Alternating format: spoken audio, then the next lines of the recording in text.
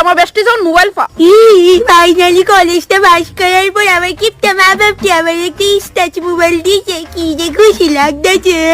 তুই অহনো এই মোবাইলটা লই বই রিস জাগিয়ে সান কর। আমার যাইতাছি, তুমিও স্নান করবা আর তোমারও স্নান করাই দেই। বাইরে মুতরে তুই যদি স্টাচ মোবাইলটারে সান করা যা চুপচাপ সানো যা। তাহলে মা মোবাইলটারে ভরপুর খেয়াল রাখবানি। হ রাহুম নে অহন যা সানো আসানো। কি এক মোবাইল দিল তার বাপ ফ্যাক্টরি দা তোলে 24 ঘন্টা পড়া থাকে। মা তুমি এটা করতে পারলে, আমার প্রিয় মোবাইলটারে তো ঝুলে রাখলে কে? কই মা আমি তো আস্তেই রাখলাম। না এটা ব্যথা পাইছে। আরে কান দিস না। আচ্ছা নে দেখ আমি ঠিক করে রাখতেছি। ওইছে ওয়াও কিলো প্রিয়া অহনো ঘুমাইছস না তুই? ওই তো মা তে ঘুমাই গেলে তো ঘুমাই যামুগা। কেডা? আরে ওই তো তার কথা কইতাছি মা।